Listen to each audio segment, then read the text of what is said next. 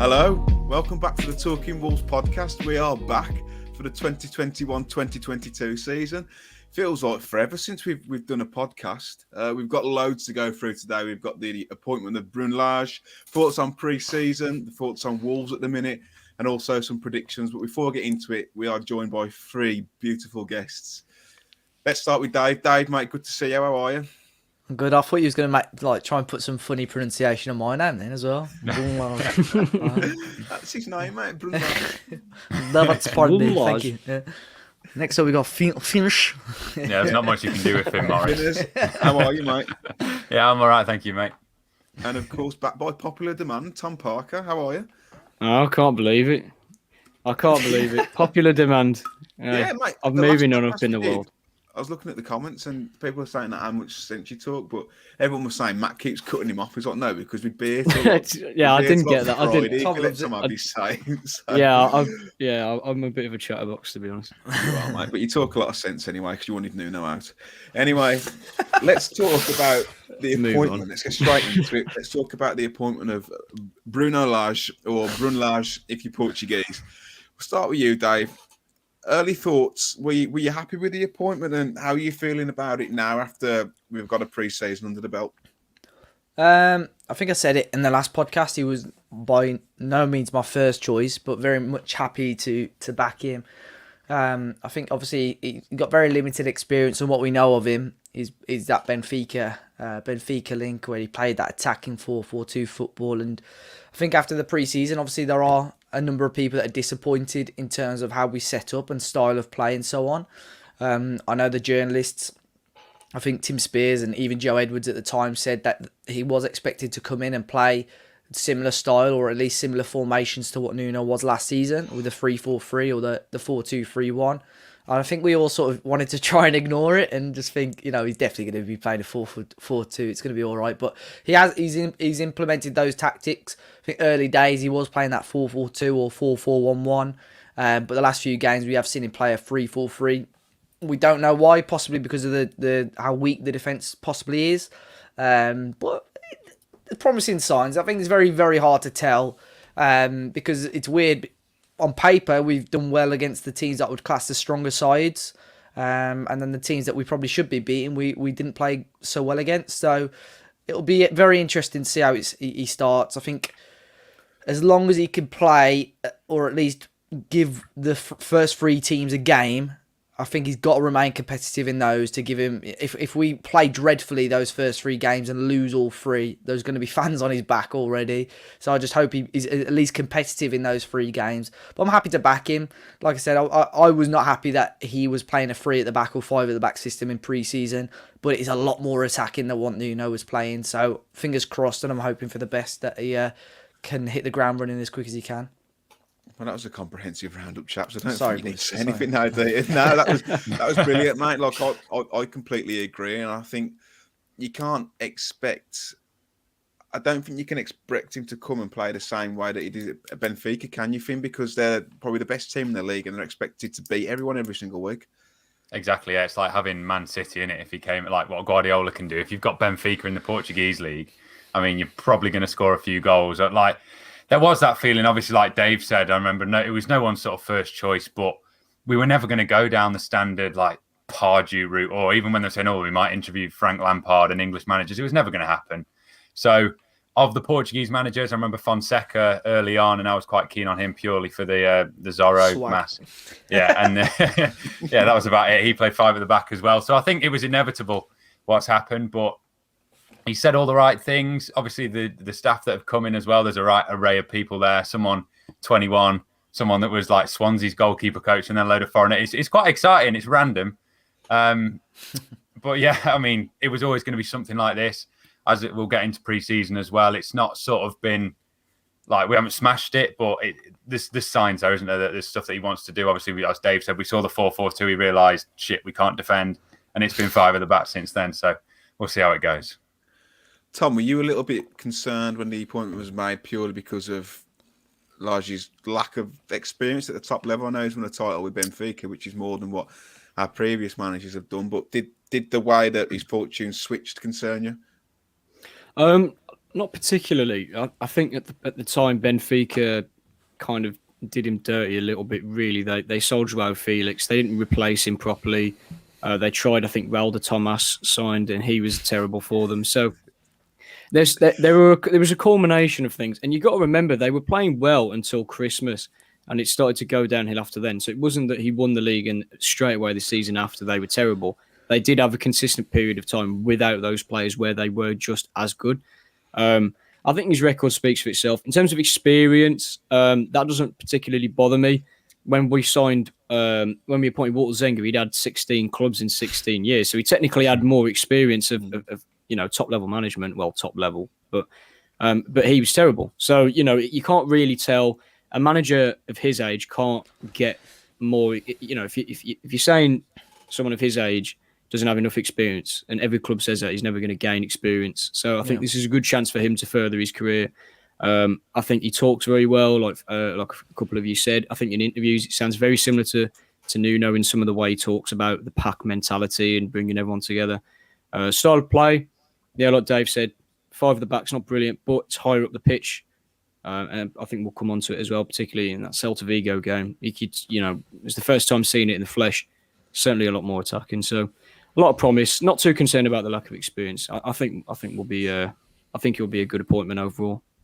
Yeah, I think you're right. It is more about the quality experience, the length of experience. Like you've just said, Zenga had more clubs in the golfer, didn't he, before he come to Wolves, and it was absolutely terrible.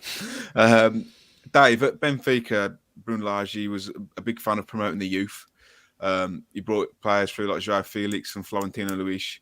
Can you see him doing that at Wolves this season with the current crop of youngsters we've got? We know Otasowi's on the way out potentially. I thought early days, I thought Taylor Perry was going to be the one he was bringing through. He did the first preseason game. He was against Crewe. He was quite good, and then he wasn't so good. I think in that next game. I thought he was going to be the one. Otasowi, I mean, we'll talk about him, I'm sure, shortly. I wasn't that impressed with him during pre-season anyway. I know he's been injured the last few games. The only one really I can see that's done all right is Chem Campbell. But again, I think he's got too many players ahead of him to even break into the team. But at the same time, Lage has played him everywhere. I think he's played striker, on the wing back. So he could be one of those sort of utility players you can rely upon. But other than that, I'm just thinking of players off the top of my head. I don't think anybody really it screams out to me. Marquez possibly, but I still think he needs a solid loan. Corbiano I thought was maybe going to be one, but he was shipped out very quickly on loan. So yeah, I'm not sure. I think in terms of younger players, they're already in the first team, and I think these are the ones he can nurture, like Morgan Gibbs-White, like Fabio Silva. I know he seems like he's been around for ages, but Catroni's only sort of, was he 22, 23 still? No, he might even be younger than that, 21. So, yeah. How was he? I don't think he's 21. I think he's near 24, isn't he? 23, I think he's younger than me. I think he's 23. But still, for me, that's... Yeah. Yeah, it's still quite young, I feel, for a striker. But so, I think, like you say, Matt, there are young players there, but they're possibly already in the first team. Keanu Hoover as well, who had up and down games, but against Celta Vigo, I thought he was very good. So, yeah, I'm hopeful. And his brother has obviously got a very good reputation at that as well.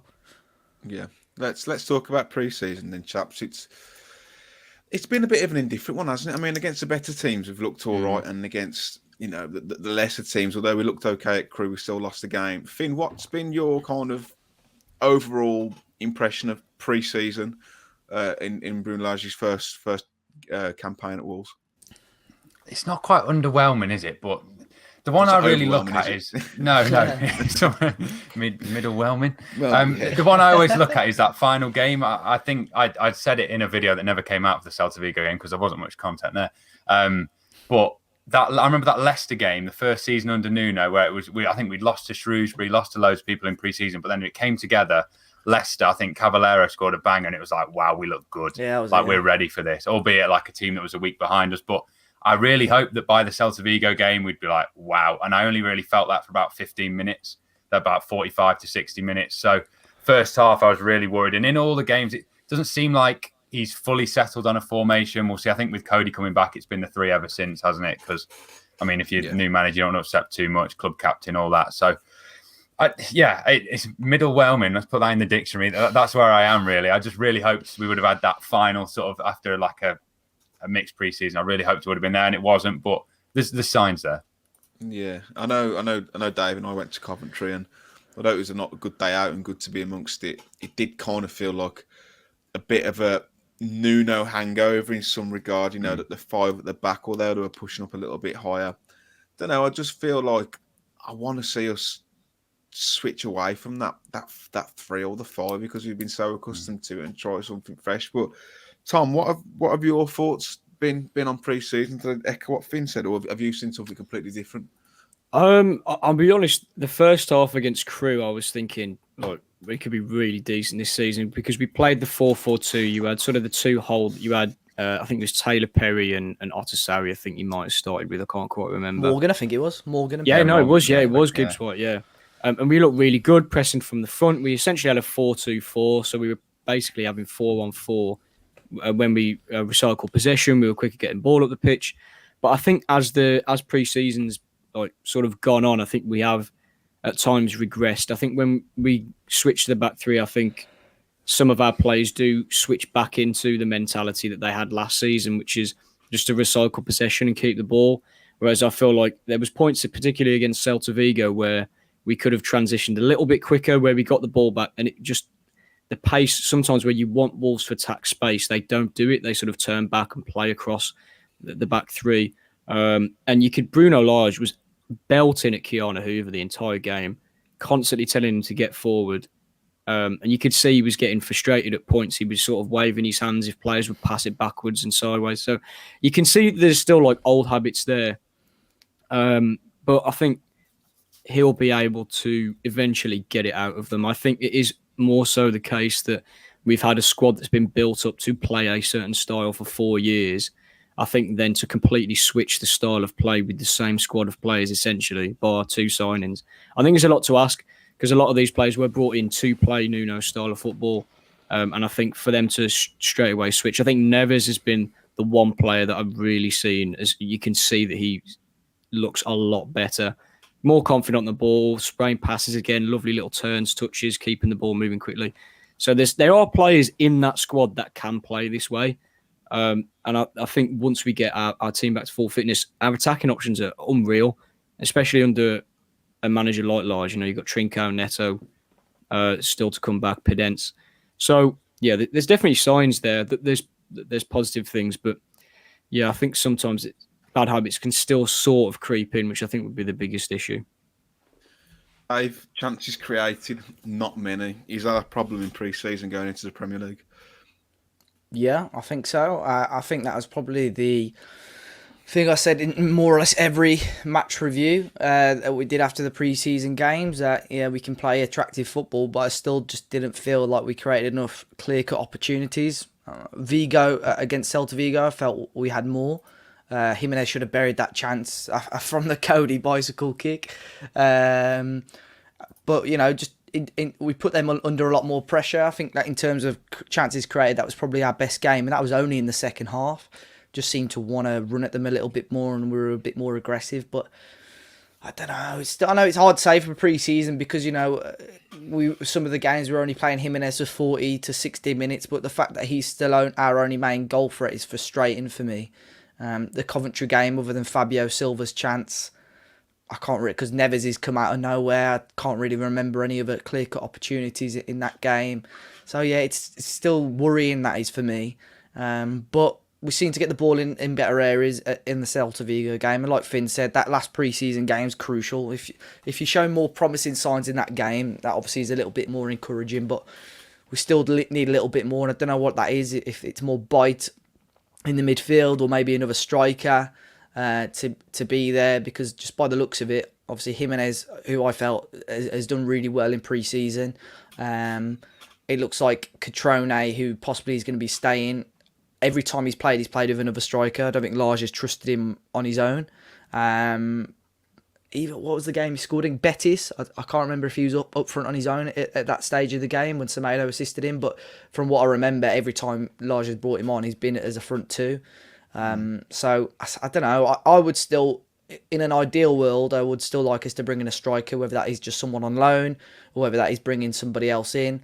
But for me, for someone who is classed as an attacking coach, I would probably want to be seeing more chances created. Do you not think bringing Patrick Cutrone back into the fold is the best thing to do? Kangin Lee apparently is the I one. saw that Kangin rumour Lee mill, isn't today. it? I'm disappointed the Carlos Vinicius rumours have gone quiet. They He's signed going that. somewhere else. Is he going somewhere like Fenerbahce or something? I did see that as well. I thought when they signed that Yaremchuk, the Ukrainian guy, I thought maybe we could see him come in, but I don't know. I don't dislike Cutrone. I think he's actually done all right this pre-season. But and I sort of get the club wanting to maybe give him an opportunity. If he's happy enough to be second or third choice, rather than loaning him back out again, we spent how much money on him as well? What, 16 million? Yeah, we've got a little bit back in loan fees, but we'd lose so much money on him. So there's no, if he's happy to be a second, third choice striker, as long as he's not stinking out the place, I don't dislike that idea. I mean, we'll come on to it, but it does look like he's stinking out the place, like putting pictures up of his agent around the pool. It's quieting down a little bit recently, but yeah, that picture in the middle of your pre-season count was a bit stupid. Yeah, absolute muppet for doing that. Finn, any players impressed you during pre-season? Obviously, you're going to go with Jimenez, and I think that's a fair shout, but... anyone in the attacking areas, although we've said like not much has been created in that sort of area just before. I think Morgan's not done himself any harm whatsoever. Adama just looks like especially that Coventry game. If we sold him or something on the back of that, or if we sell him in general, it just makes you think we've got no hope. Any of the Trincao, I don't think he's going to win a 50-50 all season, but on the ball, silky is like he didn't go in for a single header, single challenge. The ones against Stoke, Finn. Did you think there was a foul on him in the box? No. Which one? I would against Stoke. He got shoulder. It was like a shoulder barge, and he went flying. Oh, La Liga penalty in it, but Chris Ulimo was on the comms was adamant that was a pen. And to be fair, in the Prem, if that went to VAR, some would give it, or if it got given, I don't think it'd be overturned. I think he'll win us. I think he'll win us a lot of set pieces this season. To be fair, I said that to my dad when I was at the game. I think he's one of those players that will just constantly get hacked down. I think we could get some decent set pieces out of him. Just depends really. Him and Adama. He does need to bulk out though. Like you see players like Neto, for example. He looks huge now. Trincao, I think, is just a little bit too slim. He's got nothing on him virtually. It looks so much more silky when he does it with his little shoulders. But yeah, anywhere like Neves as well. That area of the pitch is our only hope, isn't it? Really. Tom, have you been impressed with anyone in pre-season before we move on to Wolves' absolute shambles at the minute? Yeah. Anyone who's impressed you? There's been quite a few actually.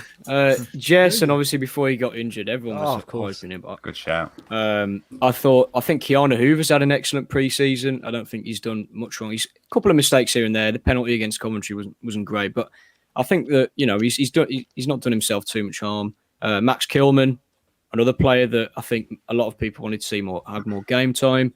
I think he's maybe better on the left. There was a point he looks a little bit uncomfortable on the opposite side, but I think he's been really good. Marcel, it's lasted 4 games. What was going on there? He's played loads, and he as well. He's played every game. He's played every game. Like it's more. I think he just deserves it just for that. To be honest, I mean, I'm amazed. He played 2 games in 2 days, and he's the one player that probably wasn't injured. Hugo Bueno is another one. Hugo Bueno, I think, was decent. Bueno looks sweet. Quite a few of the youngsters. I like Bueno. Yeah, I like Bueno. Yeah. Cool. Yeah, no, and apart from that, I agree with all the Finn's shouts. I think the attacking players have looked really sharp as well, and Neves. How good does I'm not going to say Neves. How good does Neves look? Don't like the past. I mean, at Coventry, I guess against a Leicester opponent, he absolutely ran the show, and then against Celta Vigo, it was like the Neves of the Championship, the unshackled Neves, the one who gets forward, the one who plays those risky forward passes. It was just honest to God. And you get people who are saying, like, oh, if someone coming 40 million, flog him. I think if you looked at him last season, you might have a case for that. But this pre-season, he looks different gravy again, doesn't he, Dave? Yeah, unbelievable. I think that game against Celta Vigo, there was one in particular. I think he played a through ball to Adama, which, like you said, is just that sort of risky pass or forward pass that we've been missing and lacking. And like you say, you know, there's been compilations going around the last couple of weeks of him in the Championship and some of the balls he was playing. I know it's a different level, but you know, we've not seen that enough in the Premier League, and it just seemed very negative and backwards under Nuno. Although I did see a graphic, I think in the top 5 leagues, he was like second or third for most forward passes percentage. Yeah.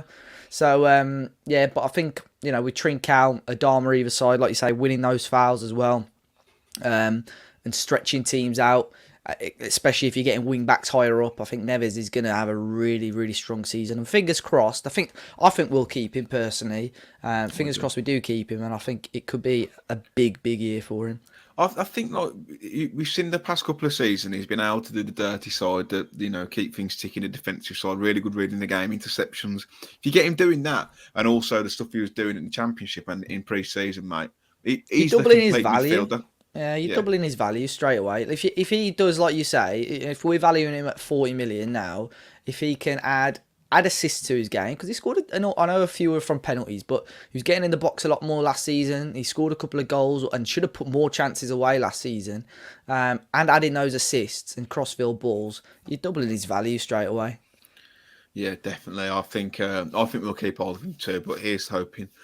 Right, chaps, let's move on to Wolves at the minute, and I think, and how they're being run behind the scenes as a commercial entity. Let's start with the ticketing pricing. Season tickets and obviously the new pricing for single match day and tickets and new season tickets. Finn, what's your thoughts on it? I know it has split opinions somewhat. You get some fans who expect everything for free, but then you also expect some fans will pay, I'll pay £1,500. It's a difficult one, isn't it? Yeah, and first and foremost, I want everyone to get out their violin, because the corporate prices. I know what's coming. This hasn't had enough publicity. That's why I've asked him. The prices they've put up for us, because it hasn't had any publicity, it's ridiculous. Like, how much have they gone up for people who don't know? Well, I'm not technically in corporate. I'm in like the bit in between, and that's gone up 40%. I know that the Steve Bull boxes, I think they were 10, they're now up to 13 grand for a season. Ours was 40%, but obviously that it's been obviously like the normal tickets. What were they about? Was it 6-7% increase or something like that? Yeah, but you're missing the key bit here, Finn. Yeah. For corporate, right, you no longer get a free drink, and Finn is absolutely good. Honestly. I was like, right, take 40% more money, but don't take my Diet Coke. Well, I think that's a real kick in the bollocks. Don't you think? Don't you feel that's a kick in the bollocks? Like we're upping it by 40%. You know that free drink you can have where you can shove it up your arse. That's the thing. It's like I'd rather than put it up 50%, like 40%, than they go on. By the way, you know that drink. Why take away the drink? I know that's not what we're going to be talking about, but it really, really got me. But no, man, this is what it is, because it's not. It's not principle, isn't it? It's principle. Is your every day season ticket holder. You've got people like yourself who go corporate, and it's not just you one or two matches a season fan who's feeling it. It seems to be everyone, isn't it, Tom? Yeah, I mean, I think I'll be honest. For me, it is different because obviously I don't live in Wolverhampton anymore for the main part, and I tend to just get to whatever game I can get tickets for. I'll go. For example, the Celtic Vigo game. I think the last game I went to before that was the Norwich game at home, where we won 3-0. Yeah. So a lot of it is, is just getting tickets where I can. So in terms of the season ticket prices, I think some of the increases are crazy. I don't think that it's unbelievably bad, but I think a lot of the negative reaction has come from the fact that, one, we've just come out of a pandemic where a lot of people have lost a lot of money. We've come off the back of our probably most boring season in quite a while. It was like Lambert level entertainment. Like, it was so poor. So I think and then I think also the lack of investment in the team. I think it's all culminated in, well, why should we have to pay an extra £100-200 when we can see that there's something, you're not really backing it up, or there's very inconsistent messages coming out of the club. I think that they did the loyalty point system. They announced that so poorly, where everyone bought the membership, and then they chose then to announce, oh, by the way, memberships don't really mean anything this season. And then they backtracked on it and then sent a new release out. And I read that and I was still confused, to be honest. They should have just owned that. Just run. If you're going to do it, run with it. Don't backtrack. Yeah. I think that makes it look even worse, mate. Yeah, 100%. Because then fans are like, well, we've made them change this. Now, what else can we motivate? Yeah. And everyone's position is different. I'm very fortunate myself that I can still afford to go, and if there's another probably a couple £100, I could still afford to go. But then I'm also like, if it's more than that, it's do I want to afford to go? And I think there's quite a few people like that, Dave, isn't there? That we're paying top 6 prices, but we're not being served the top 6 product. Yeah. To be fair, I was pleasantly surprised by the renewal price. I thought it was. I was genuinely. What do I pay? Adult ticket behind the goals. I think I paid about £460, which I was pleasantly surprised about. And honestly, I expected it to be over £700, even with the money off. So I was very, very happy with that. Now, it's a case of next season, are they going to... I'm not expecting it to be the same price again. Are they going to honour those prices that they said? Or are they going to be... because it's weird how they've structured it this year. You've got renewal prices, and then you've got prices if you're a new season ticket holder. So the current season ticket holders, are they going to pay the new season ticket prices next year? Because that's like a £200, £300 increase. Yeah. So I think, like you say, we are paying top dollar. I know they said on the Ask All series, you've been paying a good price, which is fair enough. But at the same time, if you're expecting fans to pay more money, you want the experience to be better. And that's by playing better football, seeing better players, and just having a better experience. And at the moment, 3/4 of that ground is not a good experience. There's just so many areas that need improving. And there were promises that were made 3 or 4 years ago. And I understand we've had a pandemic for almost, a quarter of that, but it's still below par at the moment, a lot of aspects. And I'm really hoping it does improve. And I think, if things go pear-shaped at the start of this season, and by the end of August we haven't signed anyone of note, I don't think Bruno Lage is going to get the stick. It's going to be the board getting a lot of stick as well. 100%, yeah. So I think... So. Yeah. And so they really need to improve aspects of it. But like I said, pleasantly surprised by the renewal prices. But there's just a few aspects, and like you said, I have seen people that unfortunately can't afford it. Just little things like a lot of season tickets came up again, and again, I'd assume that's partly, unfortunately, people may well have passed away. People can't afford it. People don't want to go because of how crap the football was last year and how crap the club's been run. So, and even Leicester tickets, I thought they would be so hot you wouldn't be able to get them. It took like an extra week for them to sell out. So that could be a number of things. People may still be cautious about the virus. People still, again, can't afford it. So it's going to be interesting to see how things pan out over the season. But these next 3 weeks are massive for the club, really. The board have got to back it. They need to change that. They need to change that walkout song as well. It's been the same walkout song. Which one is it? Which one is it again? Rising, isn't it? They didn't even do it on the drop. Same thing every time. We need to get that bloke from Sunderland. What's his name? The director, the CEO. They don't even do the. They don't even do the flame thing anymore. What happened to that? They got banned in it. I think cost too much. The fireworks got banned. The flamethrowers. I think they'll have them back for the Prem. Well, on that point, centre midfielder than mix it up a little bit. Come on, freshen it up. That's the thing. Like, I think just everything sort of feels like it just needs to freshen up. Everything still feels kind of the same. On that point, Dave just made as well. Sorry, Matt, about people not taking up tickets. I spoke to some of the people. I said I was going up 40%, and they said, "Well, we've got a waiting list of however many X hundred people. Season tickets, they've got a waiting list of thousands of thousands."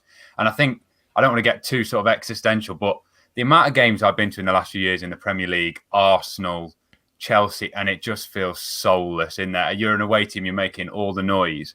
I worry that obviously some of these people will be like diehard Wolves fans that maybe went 30 years ago and want to get a season ticket now, but it made me think like with the corporate ones, there's still there's an atmosphere in there, and I think that's going to disappear. And in the stadium, if you keep pricing people out that are the core fans, in 3-4 years, you've just got people in there that will be like the Arsenal stadium, the Chelsea stadium. I really worry about that because I've said for so long I don't want us to be like that. I want us to be the ground where people go, wow, what an atmosphere. Wow, what a fan base. And if it's just people coming along because they can afford it, and it's not proper fan. I know it's not going to be like that in every case, but I really do worry about that. I'm really surprised they haven't pushed more for the Steve Ball to be done as well, because I can't remember exactly the figures off the top of my head, but the figures they were getting for corporate sales, if they got that done up, were ridiculous, like the amount of money they were making. So I'm really surprised they haven't pushed for that to be done sooner. And I may have sat there like 10 years ago. I've not sat in there recently, but apparently, by judging what I read on social media almost every other day, it sounds absolutely dreadful. I'll get away fans coming to me saying we hate coming to Molineux. It's an horrible place to go. It's always loud. It's always intimidating, and I love that. And like you said, Finn, they need to make improvements to the ground, but if you take out these legacy fans and fill it full of white collared corporate, then it's gonna lose it overnight. But talking about obviously the Steve Ball sinking into the ground, its foundation, it's been there over 40 years now. We he's genuinely. Is this seriously sinking into the ground? Yeah. Oh my God. To be concerned, we learnt the news. Learnt of the news this week that the Graham Hughes stand won't be open for the first 2 or 3 games. Now, I've never ever seen a fan base lose their shit over a temporary. I say temporary stand. It's been there 13 years or 18 years. I can't remember what it was, but I think that kind of little piece of information, which on the grand scheme of things isn't massive, was blown up, and I think that kind of sums up fans' frustration, doesn't it, Tom? I think I think there is sort of an undercurrent of things are just waiting for that one thing. Like some people are just waiting for that one thing to just explode. I think it is just a culmination of the whole feeling around the place at the moment. It's really odd. I've never been into a season, maybe apart from sort of the championship days and stuff, where we were sort of languishing, where there's just so much tension. There's so much tension at the moment about everything. And I think the fact that why people are annoyed is that they've banged the drum about, you need to pay higher prices so we can generate more revenue. We want to get more fans in, but they haven't expanded the stadium. They had 18 months to do it whilst there were no fans in the grounds, albeit, money was maybe tight. I think now the fact that 1,800 tickets are now gone, I think is probably why people are annoyed, because it's like, well, you want to try and get more fans in. You haven't bothered to expand the stadium. I think a part of that is, I think Vinnie Clark himself isn't particularly popular from what I've seen on Twitter. So the fact that it's in his department, I think people were also, quick to sort of jump on it. I think also I think the club knew about it. There's been very conflicting reports. Like apparently, someone said the club knew about it for 18 months. Vinnie Clark apparently to Wolves Fancast or whatever said that the checks have only just come in the past couple of weeks. So it's the whole what's going on sort of thing. The club aren't transparent with it. Everyone's sort of trying to guess or read between the lines. And at the end of the day, it's 1,800 fans that can't go to the game. Yeah, and they talk about trying to maximise match day revenue and stuff. Yeah, it just makes no sense. It makes no sense. You're missing out on 40 to 60 grand at least of sales there, like at least. And I know it. Like someone said to me, "It's fuck all." That's Vinnie Clark's breakfast. As Vinnie Clark would say, it makes more of the revenue than we realise as fans. Mm-hmm. No, I think it's daft. Like you said, they knew about it 18 months ago, and then. They have apparently it was up to standard, and then they have like quarterly checks or something like that, and it's just all of a sudden come about that it's not up to standards. Well, get it way above standards. Don't fucking have it on the edge of the threshold. And like you said earlier, like we were at tipping point as fans, and it just needed something as stupid as that just to tip fans over the edge, and that's what it did. And then you had some yadars going, I never knew all the Wolves fans are building construction offices. I was like, shut up, man. You can't criticise anyone at the moment. You shouldn't ever imagine now they say, we have checks on every stand. Imagine, tomorrow the Premier League check the Steve Ball, say, this ain't up to scratch, it's sinking into the ground.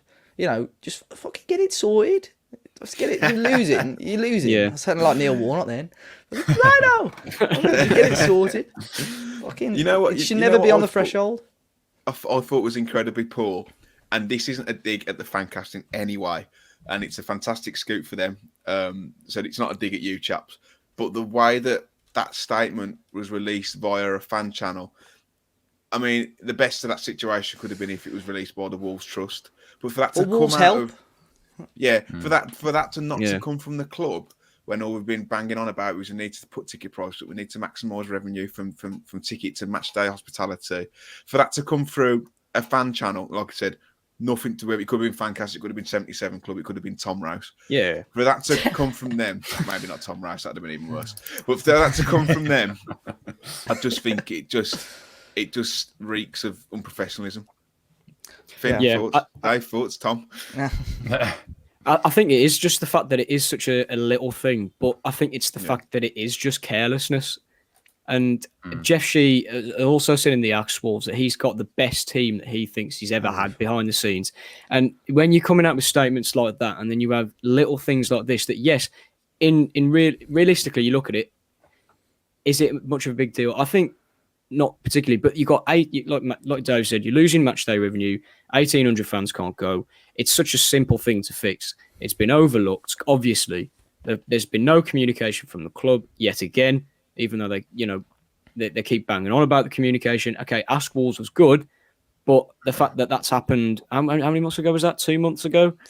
It's sort of gone back to the usual kind of what's going on sort of thing. I think it's the fact that it's such an easy thing to fix that hasn't been done is what is annoying fans. I don't think so fabricated though as well. Like it was good and it was what we've been asking for, but it was still so fabricated. I don't think it's his best team either. It's his best team of yes men, people that are gonna. It's not people that are gonna challenge him. I could see Laurie Dalrymple, I could see Kevin Felwell challenging things that the club tried to do, whereas Probably these, I just think that, yeah. Genuinely, it probably is, and I think that we all thought Felwell was yes the villain, like. Turns out he was actually our prince. He was experienced in what he did, wasn't he? There's no one there that we know of that has been put in front Scott of Sellers was an cameras under-23s manager, and somehow now he's our director of football technical director. That's the one thing that does my head in. It is mental. Like if you want to compete for the top six, we have to have a director of football. I don't care what Jeff Shee says. Oh, he's essentially a director of football. For me, I just don't think that's. You can't just keep the same staff and just promote them. Yeah, it's like you. It's like I watched. I think all of us watched Ask Wolves. I still wasn't completely convinced by the whole table of people there. I was just, I don't know. Some of them had already been at Wolves and they were given new titles, and it just seems really strange. I just don't know what on earth is going on. How can you have a team of 6 people? Man City have got a team of about 100. They've got 100 lawyers. I sent that video. It's mental. Why do we need a technical director when all of our transfers just go through Jorge Mendes anyway? Easy job, isn't it? Yeah. We don't need one because we never ever sign or a link with someone that Mendes doesn't broker the deal. Bruno Lage has referenced the chief scout a lot though in his recent things, which is interesting. I don't know who's John Marshall used to be chief scout, but there's another guy now I think linked with it. But it's interesting that he praised the scouting staff a lot for the Mosquera one, which I suppose it is because it's not a Mendes deal. But I just think the whole staff at the moment. I think no disrespect to Jeff Shee, he didn't have a huge idea about football when he first joined the club. All it needs is someone like Scott Sellers for him to sit down with him, start spouting shit about X amount of players or X amount of tactics, and Jeff Shee was like, bloody hell, he knows his stuff, doesn't he? And then it'll just start rising up. It's like, I know it's a daft example, but Vias Boas was in the same apartment place as Robson. And he started talking to him, and he goes, "Fucking hell, you know your stuff," and somehow managed to wangle his way into a job. It's stuff like that. There's good directors of footballs out there, good technical directors out there. We're doing it on the cheap at the moment, and I fear with Bruno Lage, he's a yes man as well at the moment. I know he's demanding transfers in the interviews, but I still think he's a yes man. I think he's an easy target. Dave, I'm absolutely loving this brutal honesty, mate. Loving it. No. It's frustrating. It is frustrating. Yeah, because Dave, you are you try and be so diplomatic in what you say. I'm a bit of a happy clapper, and I am. Oh, yeah, he will not. But there you go. I've said it for you. Just a little bit. Just a little the bit. fact that you're coming out and saying stuff like that for me, and it's the same with you and in our group chat. I'm trying to remain positive, but it just seems that everyone is now like, right, I'm taking the piss a bit now. Mm-hmm. It's death by 1,000 paper cuts, isn't it? It's like, right, I can take that. I can take the stand not being ready. I can take, but it's like once you poke the bear too many times, you know what's going to happen though? This podcast, once you take that, this podcast is going to come out, and we're going to sign somebody for about 40 million tomorrow afternoon. You know it's going to. That's something I want to say as well, just to be like tonight, devil's advocate, to play devil's advocate. In the Ask Wolves, they said we're going to sign players late, and we're stuck with something we haven't really discussed on money is the European restrictions that don't really make sense to me, but apparently it's really screwed us over getting into Europe so quickly. So hopefully the signings do come later on, and we've got to stay patient with that. Obviously, these first 3 games could be absolute murder, but again, we've got to still be poked and make sure that the bear doesn't kick off too much. But let's just talk about recruitment quite quickly because I'm conscious of the time. We've still got our predictions to get through, but let's start with you, Tom. Ain't Nuri coming in? Yeah. Patricio out, Sarr in, which is essentially a straight swap with a few bit more money on top, and then Trincao on loan. How many more do we need? How many more are we going to get? I don't know. I'll be honest. I agree with Finners actually. I think that whilst I think silently, like I'm nervous about transfers. Fosun did say it won't be until like the end of the window. So, and we have historically done that. So I'm not too concerned. I think, just trying to summarise the overall mood of the fan base at the moment is little things. But in terms of transfers, I think we need at least 3 more. I think a centre back, obviously, a centre mid, and I would say a striker. I still think the spine of the team needs just extra reinforcements. Yokushlu, I think he'd be an astute signing, to be honest. Smart signing, not much money, solid player, can do a job. He can't be any worse than what we've got, so he will improve the squad. Again, a striker, Kangin Lee. He's very quick, versatile, would suit the squad.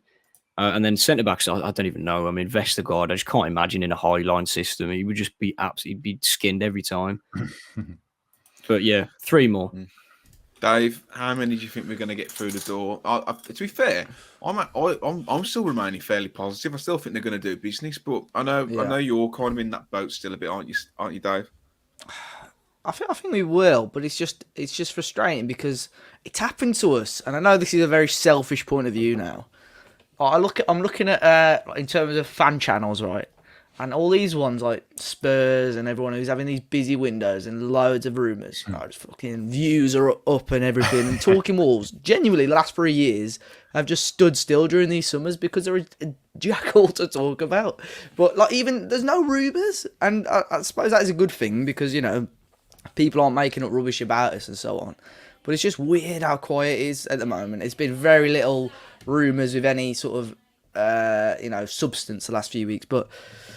Ideally, I'd want 4, but I think 3, similar to what Tom said, probably a striker, centre mid, and a centre back. Ideally, I'd want 2 centre halves. In terms of outs, Otasow is a weird one. Again, I think that split the fan base a little bit. Judging on pre-season, I don't think he's been great from what he's played. Even during last season, whenever I've seen him in the 23s, you just never know when he's going to turn up and have a good game. So. If you can get 5-6 million for him, I think that's okay business. If you can get Yokushlu in for the same price, I think that's even better business.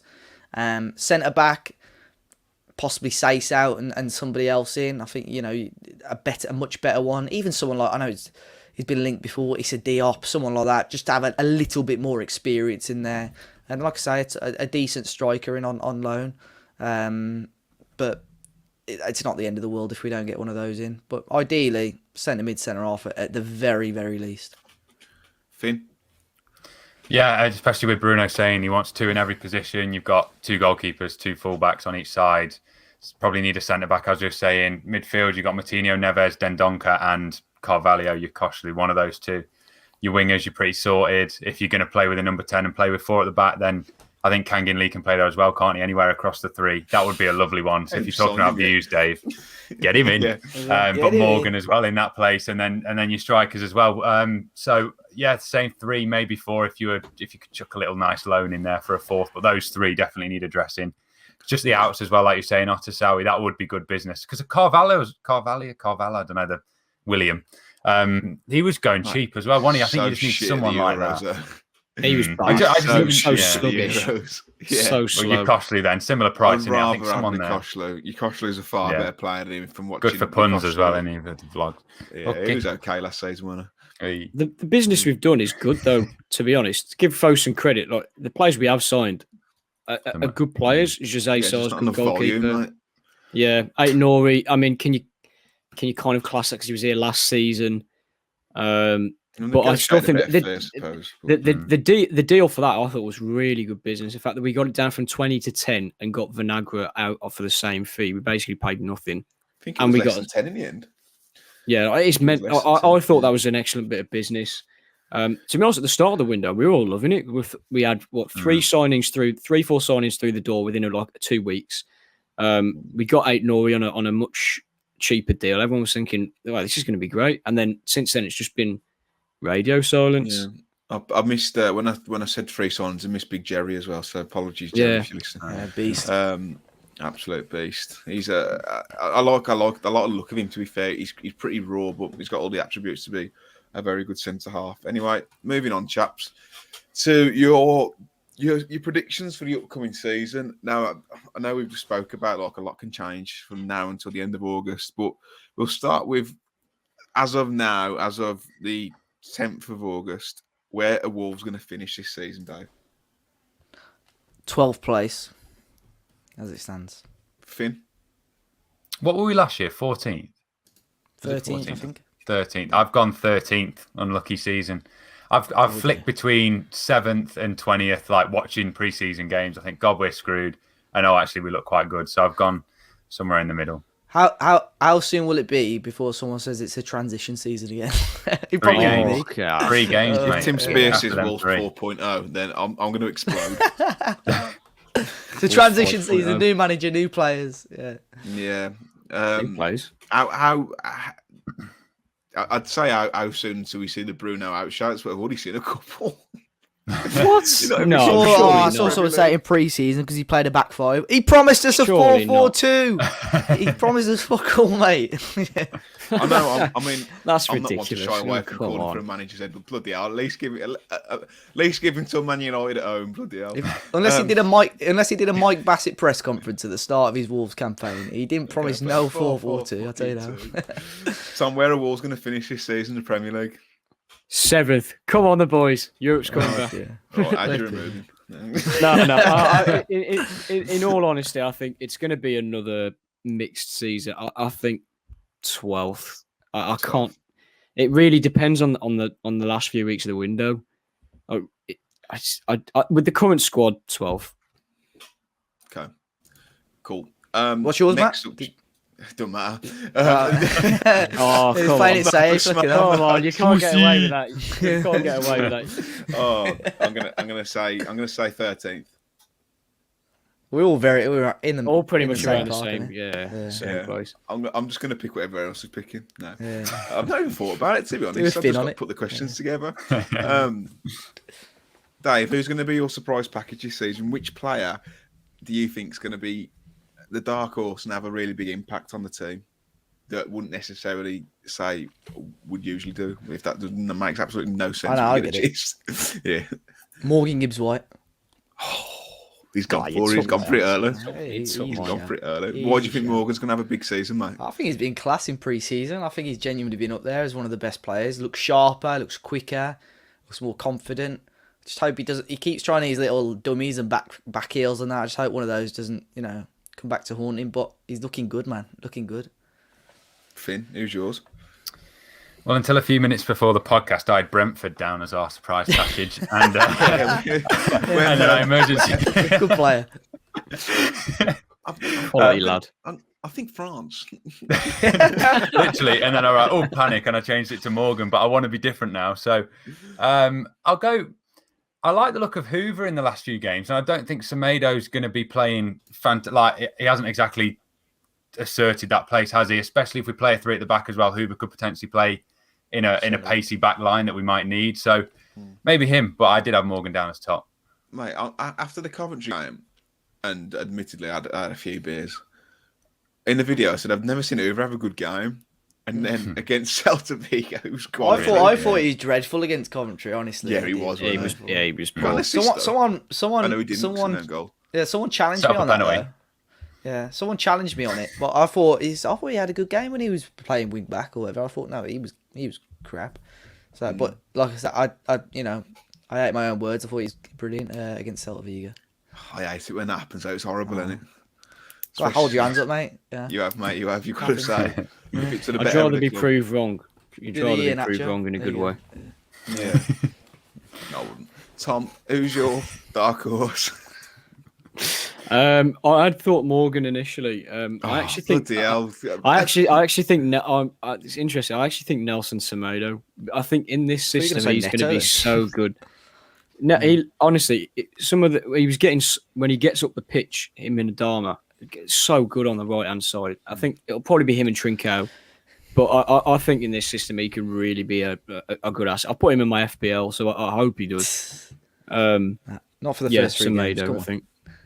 Yeah. Semedo or Dendoncker. Oh, Dendoncker. Yeah. I've got a name for you. That he's left. You're gonna have to explain that. When he came on against Celta Vigo, I'll be honest, he looked a lot sharper than he did last season. I don't know whether that's just my personal perspective, but I think under Large, I think he's had time now. He didn't really play much with Belgium. I think he's had enough time to sort of rest and recuperate. He just looks shattered and knackered and just clunky last season. But I think this season, genuinely, him and Neves against Celta Vigo, I was impressed. I think he'll start against Leicester. I think Dendoncker and Neves could genuinely be a good pairing under Large. But it's him or Semedo. I think they're just two players that I think will benefit from the system. I've got a name for you, mate. Second. I've got a name for you. Have you? Yeah.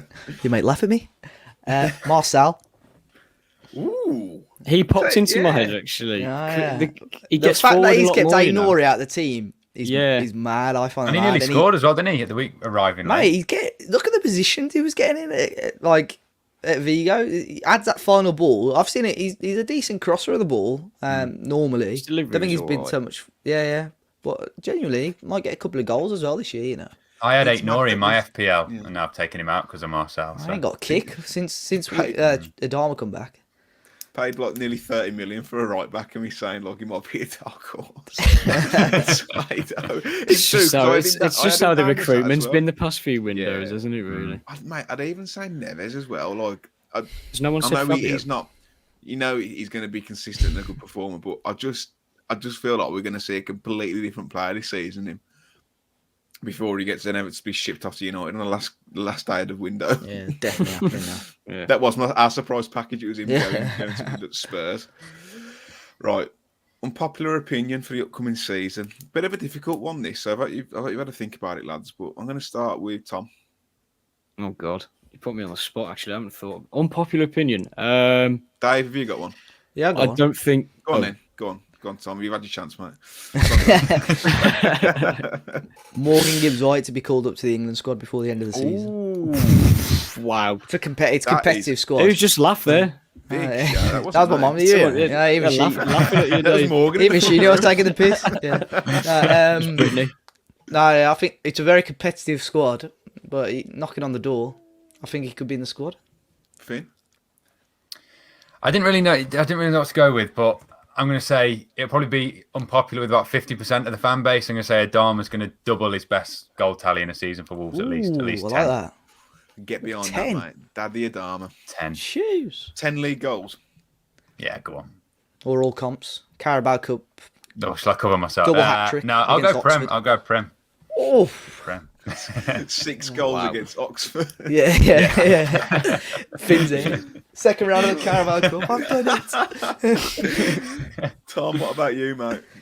I think Dendoncker will score 8 or more goals. I thought he was going to say like Premier League Player of the Year or something daft. 8 goals. That's he gets the chance. That is decent. 8 goals from Dendoncker. You're laughing because if Bruno Lage is listening to this and made him our penalty taker now. 100%. 8 goals. Trust me, he'll have a super season. That's good numbers for him. You got one, I Matt. can't wait for you Koshler to come in, for him to get to Latvia. Oh god, I've got to back him now. I can't. Mate, he gets in some really good positions. He just can't. Yeah, finish it, you know? he could. He had a couple of decent long range shots against Celta Vigo. I reckon he'll get over Wait, 5. Tom, is this league goals? Sorry, or all comps? No, he means league goals. League, yeah. All comps. no, All comps will get 15. And number 7, double hat trick against Oxford. Come When on, he's in the reserve. Trust me. Leander Dendoncker to get Click this 15 now. goals in all competitions. Suchek can do it, boys. You never know. Off You the asked, weed, you Tom. asked me to put an unpopular opinion. Uh-huh. You gotta go a bit bonkers Fucking sometimes. hell, Tom. What else have we got to get excited it's realistic. about? Well, it's Come not on. actually. I suppose. Landed in Donker, 15 goals in all competitions. Matt, what's yours? I have. You wrote the questions. Come on, he's got to have the answers.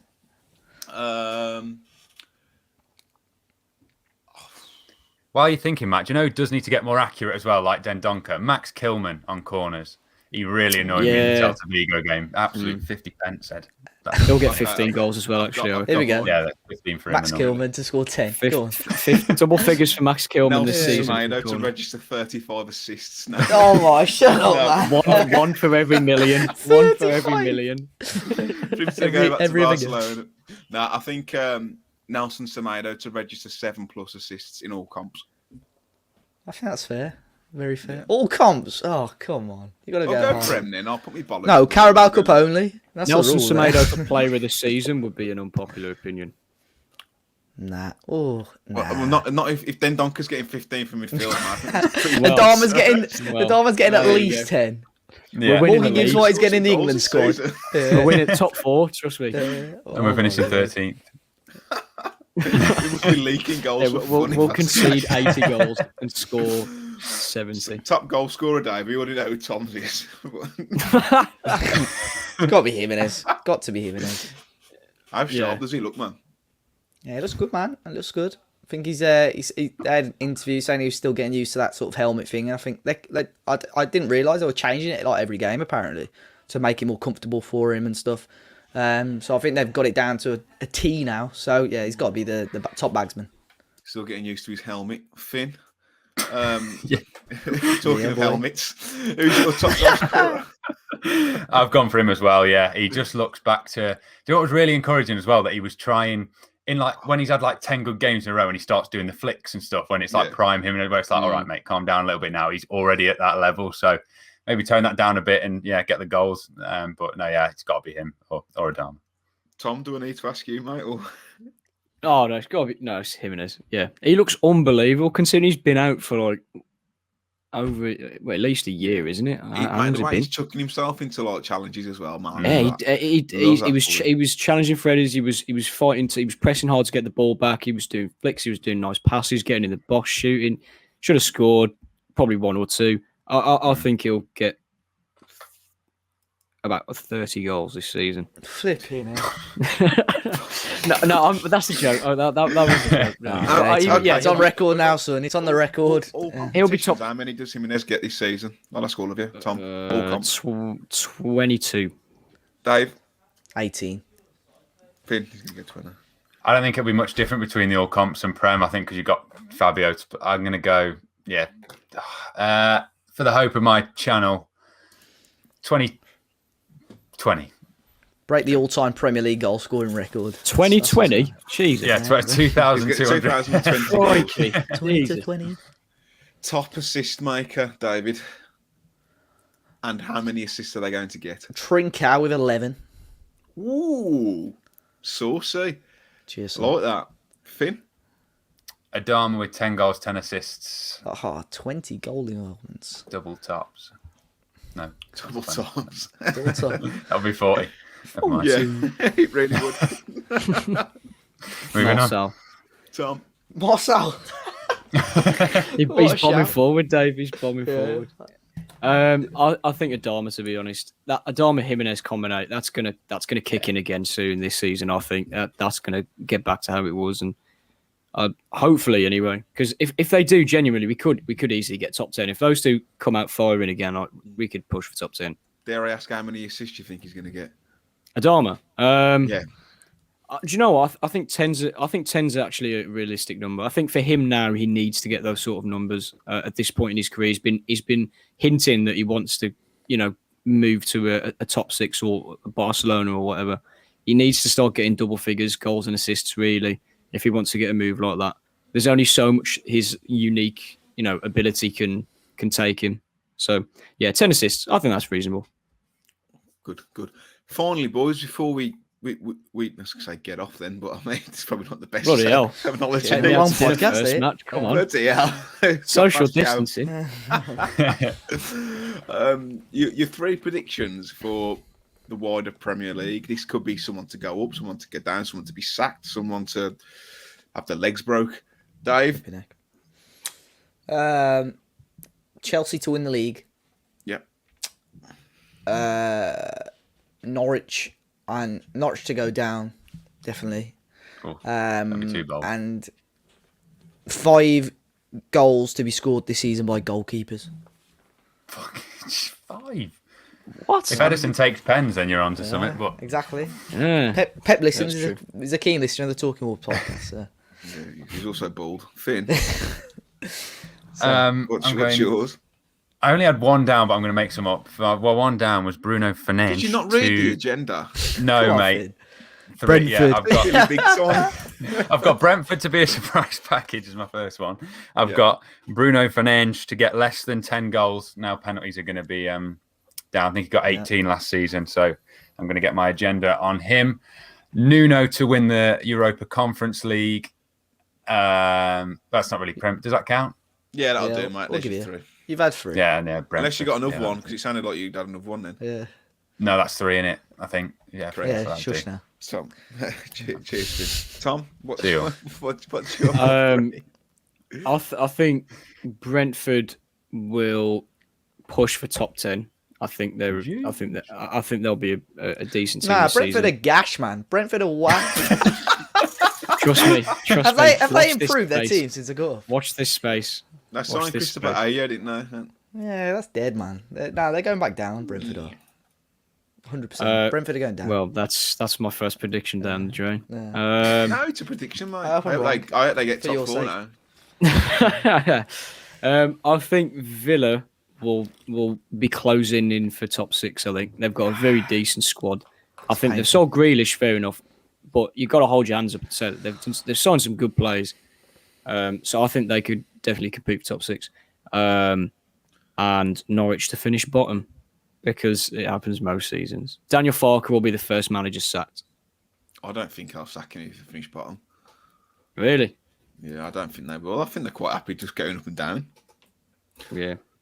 Because they're ahead of planned.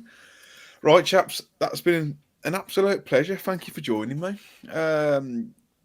Where can people find you, should they wish, Tom? You can find me on Twitter. I've forgot my handle now. Tom_Parker12, I think it is. So you can find me there. I'll be tweeting about Love Island. Oh, God. Justice for Teddy. I'm going to be back on YouTube now this week. FINERRZ, back to the vlogging and all that. Hopefully see some goals in the right end. But yeah. Yep. Dave? Dave has a party. Twitter. My Instagram is public now, but you'll just see pictures of me from when I was about 12. So if you're into that, drop it a follow. What is it, Dave? Wasn't expecting it to go that way, to be honest. Yeah. We were about getting off with each other earlier, so It's taking quite a dark turn. Talking Wolves after dark. Yeah, if you join to be a member of the channel. Let's quit whilst we're I've ahead. embarrassed Matt now. I've ruined his hosting duty. Sorry, Matt. Yeah, it's all right, mate. It's all right. It's just going off a cliff edge, isn't it? I'm M Cooper Wright on Twitter and Instagram, and I'm also Matt Cooper Bites on YouTube. Should you wish to follow my journey on finding the best mixed grill in the West Midlands, and of course, Talking Wolves is at Talking Wolves across Instagram, Twitter, Facebook, and YouTube. If you're new here, don't forget to subscribe and leave a like. If you are a subscriber, leave us a like and a comment. And hopefully, we'll see some of you at Leicester on Saturday, where Wolves will pick up 3 points on the road by beating Leicester 4-0. Yeah, boy. Dendonka hat-trick. He's going to say he's going to have to start. Armour some freeze. point. It's starting. I'll start the season with a bang. Until next time, folks, take care. See you later. Cheers, guys.